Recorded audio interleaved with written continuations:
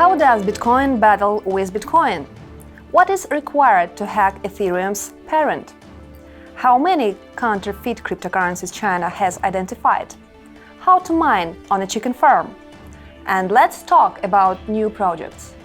Crypto Fever News always keeps a finger on the pulse.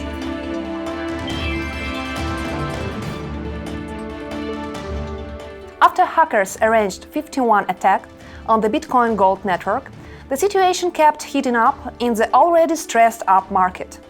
Jihan Wu, the head of Bitmain, a leading Chinese mining company, posted on Twitter that the founder of Bitcoin Gold fork, Jack Liao, is bribing journalists who are accusing Bitmain of arranging that attack.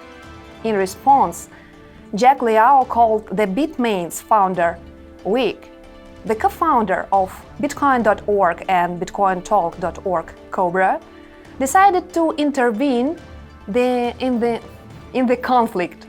He didn't like that Liao hinted that there might be another attack with the victims, this time being Bitcoin Cash, and said it was ridiculous to compare Bitcoin Gold and the honest Bitcoin Cash fork. He also called Bitmain cancer and a threat to the Bitcoin network and urged the community to abandon the POW algorithm. In response, Jihan Wu accused Blockstream and Cobra of creating a cult and censorship system, which destroyed the advanced positions that the Bitcoin had. One thing to remember: during the hacker attack, the attacker had stolen over 388,000 Bitcoin Gold coins. In the Netherlands, over 200,000 school graduates underwent a certification test containing mathematical questions about Bitcoin. According to the examination paper's published translation, the school graduates were asked to calculate when the quantity of Bitcoins will exceed 18 million, when the reward will become less than 1 BTC, and which is the maximum quantity of Bitcoins possible to circulate in the economy.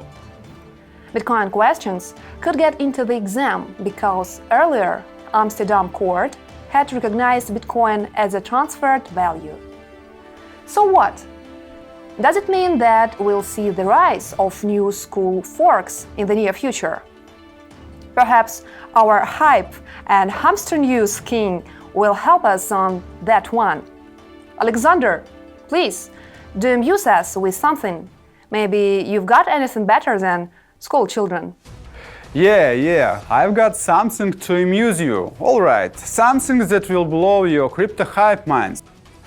I have an inside info that people from a Brazilian cannibal tribe Corubo have introduced their own startup called CANNIBALS to enter ICO. Their strategy is to mine coins on the account of prisoners from other tribes. Everyone who brings prisoners to the tribe's chief will get coins from him. The sum directly correlates to the prisoner status. A captured tribe chief, for example, is worth 1,000 canny coins. It's worth mentioning that a president status equals chief status in this calculation. Corubo plans to take over the most delicious tribes in their point of view: China, USA and India. How do you like the scale? Let's send these man-eaters to a chicken farm as a labor force. A dream project, if you will. Maybe these cannibals will learn to mine? That would be funny as hell. In South Korea, 5 people were arrested on a chicken farm.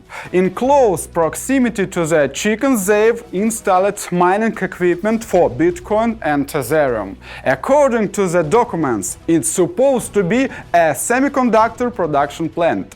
In South Korea, enterprises like farms or factories situated in special economic zones receive electricity on special terms. It's a pity to see miners not getting the status status of the actual privileged farmers. It seems Korean crypto fans aren't the only ones who are attracted to chicken. In Canada, KFC fast food network has introduced a new dish, which it sells for bitcoins, a bitcoins bucket which is basically a standard KFC bucket with fried chicken in it. It's curious to know where will Bitcoin head after the chicken farm and bucket. Do we have some new methods of using it to our advantage? Let's find out. We had a little chat with our partners from Malaysia and learned about their innovative commercial project directed to collaborative consumption. Let's listen. What is sharing economy exactly? Maybe you can share some. Okay, sharing economy. If you guys have heard about Uber, GrabCar, Airbnb. Oh yeah. Yeah. Actually, the company, they don't have any asset, but the transaction of the company is multi-billion. Yeah. Let's say if we talk about GrabCar, they don't have taxi driver. Yeah. They don't have the pool of cars. The pool of car. Yeah. But they share the open opportunity to all people to drive car and then can gain money from driving the car. Okay. Same goes to Sintera. Okay, I see. So thanks very much for this short interview. Yes. Was glad to talk with you. So let's see what's going to be next. And back to the topic of collaborative consumption. The Airbnb booking service just added stories to its app. From now on, travelers will be able to exchange short videos, 10-second clips that users can send to each other. You can add a description given the picture of a place you're currently staying with some positive moments that should give the audience an idea why someone should visit the place.